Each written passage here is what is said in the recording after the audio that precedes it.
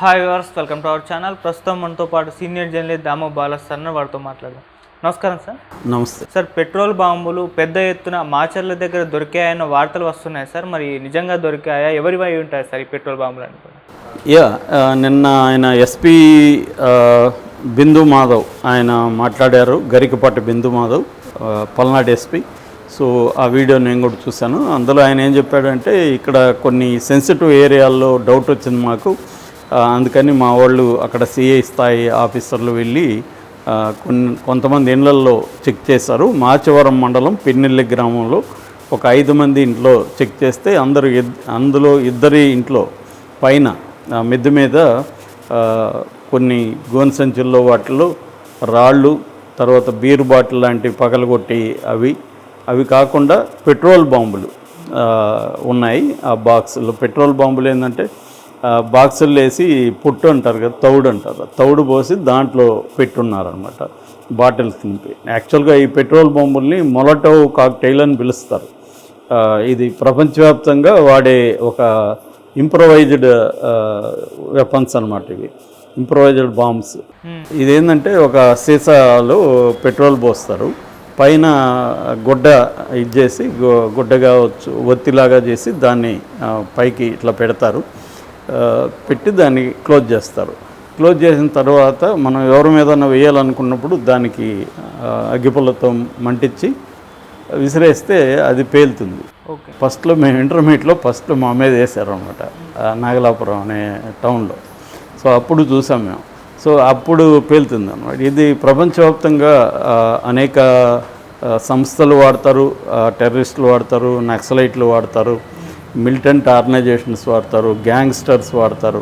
ఇట్లా ఫ్యాక్షన్లో కూడా ఇవి ఉంటాయి. ఎందుకంటే ఇది ఎవరైనా చేసుకోగలిగింది. ఒక బాటిల్, అందులో పెట్రోలు, పైన ఒక ఒత్తి, ఇది ఎవరైనా హోమ్ మేడ్ ఇది.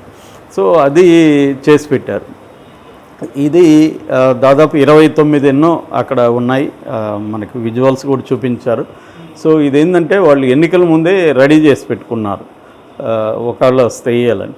అయితే ఆ ఎస్పీ ఏ పార్టీ వాళ్ళని ఏమి చెప్పలేదు, 2 పార్టీల వాళ్ళకి సంబంధించి ఉన్నట్టుగానే మాట్లాడారు. అయితే ఈనాడు లాంటి పత్రిక కూడా వైసీపీ వాళ్ళు పెట్టుకున్నారు అని ఫ్రంట్ పేజీలో రాస్తుంది. ఇటు సాక్షి కూడా పచ్చ మంద బాంబులు పెట్టుకొని ఉన్నారని వాళ్ళు రాస్తారు. ఇంకా ముందుకెళ్ళి తెలుగుదేశం అఫీషియల్ మీడియా జగన్ రెడ్డి రాష్ట్రం అంతా బాంబులు వేయాలని ప్లాన్ చేశాడని వాళ్ళు పెడతారు. ఇది ఎంత బాధ్యతారహితంగా అంటే క్లియర్గా అది లోకలైజ్డ్ వ్యవహారం. అక్కడ లోకల్గా వాళ్ళు పెట్టుకున్నారు. దీన్ని రాష్ట్ర వ్యాప్తంగా చేయాలంటే ఆ 29 సరిపోతాయా? రెండోది రాష్ట్ర వ్యాప్తంగా ఒక దగ్గర తయారు చేసి పంపించాలన్నా? ఎక్కడికక్కడే ఎవడైనా తయారు చేయొచ్చు. సో దీన్ని అంటే ఎలా ప్రొజెక్ట్ చేస్తారు చూడు. అంటే మన మీడియా కానీ పొలిటికల్ పార్టీలు కానీ బోత్ తెలుగుదేశం అండ్ వైసీపీ ఎంత బాధ్యతారహితంగా ఉన్నాయంటే, వీళ్ళు పరిపాలిస్తే మన పరిస్థితి ఎలా ఉంటుందో అనిపిస్తుంది. రెండు కూడా అలా అంత ఘోరంగా ఉన్నాయి ఈ ఇన్సిడెంట్లలో చూస్తే. ఇక మీడియా అయితే ఇంక చెప్పాల్సిన అవసరం లేదు. అంత ఘోరంగా డైరెక్ట్గా ఇదేదో జగనే తయారు చేయించినట్టు తెలుగుదేశం వాళ్ళు అఫీషియల్గా పెడతారు. వీళ్ళేమో వైసీపీ తెలుగుదేశం అభ్యర్థి చదలవాడ అరవింద్ బాబు ఇంట్లో దొరికాయని వీళ్ళు పెద్ద కథనం వీళ్ళు ఫ్రంట్ పేజీలో సాక్షిలో రాశారు. సో ఇక్కడ అర్థమవుతుంది ఏంటంటే, మా పల్నాడు లాంటి ఏరియాలో ఫ్యాక్షనిజం అనేది ఎప్పటి నుంచో ఉంది. సో ఇప్పుడు ఎలక్షన్ టైంలో ఒక్కొక్కడు ఆయన జేడీ లక్ష్మీనారాయణ చెప్పినట్టుగా 50 కోట్లు 100 కోట్లు ఖర్చు పెడుతున్నారు. కాబట్టి వాళ్ళకి గెలుపు అనేది ప్రధానంగా ముఖ్యం. అందుకని ప్రత్యర్థిని ఏదో ఒకటి చేసి గొడవలు చేసి వాళ్ళకి పడే ఓట్లు వేయనీయకుండా చేద్దాం అనే టెక్నిక్ని ఈసారి చాలామంది తెలుగుదేశం వాళ్ళైతే అర్లీ మార్నింగ్ మన ఓట్లు పడాలని చంద్రబాబు పిలిపించాడు. సో అర్లీ మార్నింగే వెళ్ళి ఓట్లు వేసేస్తే నెక్స్ట్ అల్లర్లు క్రియేట్ చేస్తే వైసీపీకి పడే ఓట్లు ముసలోళ్ళు మహిళలు ఎక్కువ వాళ్ళకి వేస్తారు. కాబట్టి దాన్ని ఆపాలని ఒక ప్లాన్తో వెళ్ళినట్టుగా వైసీపీ వాళ్ళు ఆరోపిస్తున్నారు. సో దీనికి అనుగుణంగా ఇవన్నీ జరుగుతున్నట్టు. సో ఊర్లో ఇప్పుడు మామూలుగా ఒక ఊర్లో 2 ఫ్యాక్షన్లు ఉంది. ఒక ఫ్యాక్షన్ రెడీ అవుతూ ఉంటే 2 ఫ్యాక్షన్కి తెలిసిపోతుంది, లీక్ అయిపోతుంది. సో వీళ్ళు కూడా రెడీ చేసి పెట్టుకుంటారు ఇవన్నీ. ఇది లోకలైజ్డ్ జరుగుతుంది తప్ప రాష్ట్రం అంతా అల్లర్లు క్రియేట్ చేయాలని జగన్ చేశాడని ఇప్పటికి కూడా తెలుగుదేశం అఫీషియల్ దీంట్లో రాస్తుంది. అది ఎవరో ఆరోపిస్తే పర్లే, అఫీషియల్గానే ఇలా మాట్లాడుతున్నారంటే ఇట్లాగే ఉంటుంది ప్రాపగండా అనేది. ఓకే. సో అలాగా వీళ్ళు ఈ ప్రాపగండా వల్ల ఇంకా వైలెన్స్ పెరుగుతుంది. దీనివల్ల ఇప్పుడు ఏమనుకుంటారు అక్కడ మిగతా చోట్ల కూడా, సో ఇది చదివేవాళ్ళేమో తెలుగుదేశం వాళ్ళు ఇది చేస్తున్నారని సాక్షి చదివేవాళ్ళు, జ్యోతి ఈనాడు చదివేవాళ్ళేమో ఇది వైసీపీ వాళ్ళు చేస్తున్నారని ఇది ఇంత ఉంది. అంటే ఏమీ లేకపోయినా కూడా పెద్ద ఇది నిజానికి చాలా చిన్న విషయం. రాయలసీమలో అంతా కూడా హోమ్ మేడ్ బాంబులు అనేవి వెరీ వెరీ నార్మల్. అవి దీన్ని ఏదో రాష్ట్ర వ్యాప్తంగా ఒక దగ్గర ఏదో ప్రొడ్యూస్ చేసి మొత్తం డిస్ట్రిబ్యూట్ చేస్తున్నట్టు, పెట్రోల్ బాంబులు అనగానే జనాలకు తెలియదు అనుకుంటారా ఏంటి? నెట్లో ఇట్లా గూగుల్లో కొడితే పెట్రోల్ బాంబు అంటే ఏందని తెలుస్తుంది ఎవరికైనా. ఇవాళ మొత్తం వీడియోలు కూడా ఉంటాయి. So very very simple mechanism petrol బాంబులు అనేది. ఎవడైనా వేయచ్చు, సో ఎవడైనా తయారు చేయొచ్చు. దానికేదో సెంట్రలైజ్డ్ ఇదేం అవసరం లేదు.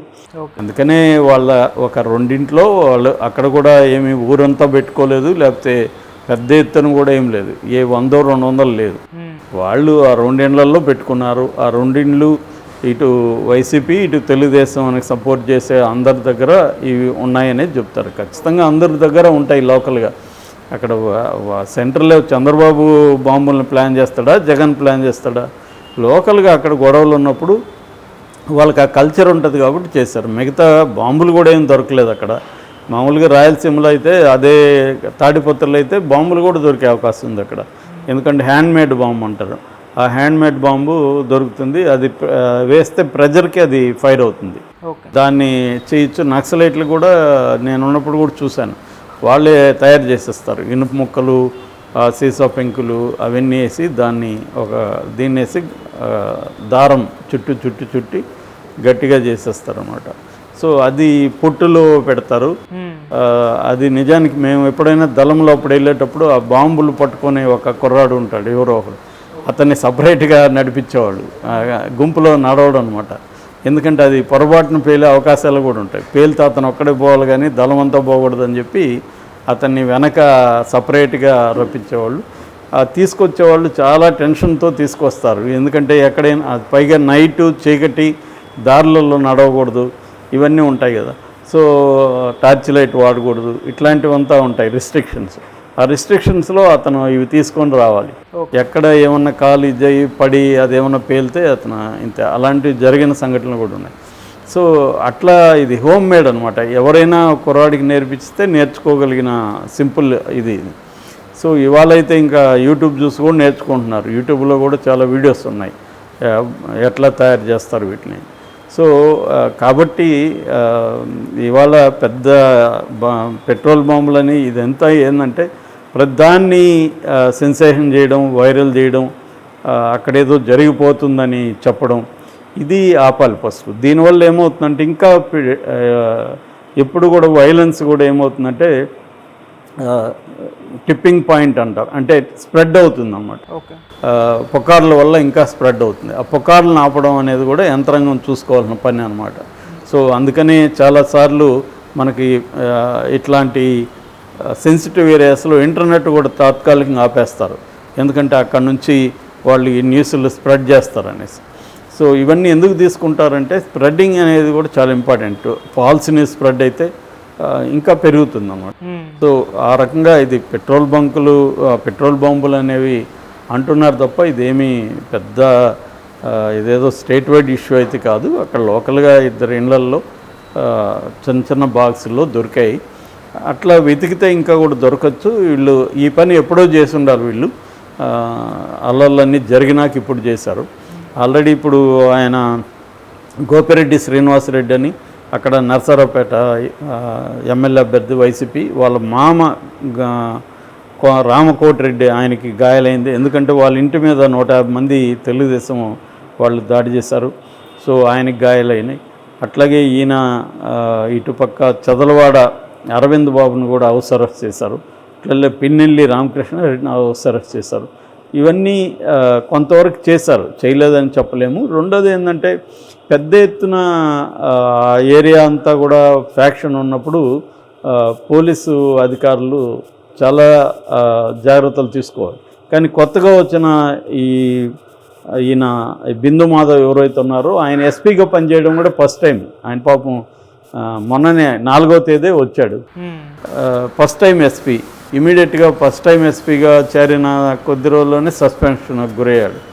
సో మేబీ అంటే ఈసీ ఎవరిని పెడుతున్నాము, వాళ్ళ అనుభవం ఏంటి, ఇవన్నీ కూడా చూసుకోకుండా ఒక అడిషనల్ ఎస్పీగా ఉన్న అతను తీసుకొచ్చి అక్కడ ఎస్పీగా పెట్టేశారు. అదేమో చాలా సెన్సిటివ్ ఏరియా. సో క్లియర్గా ఈసీ ప్రాబ్లం కనిపిస్తుంది. దాని నుంచి ఈసీ తప్పించుకొని ఎవరినో బలి చేయడానికి ట్రై చేస్తుంది. Okay sir, thank you so much.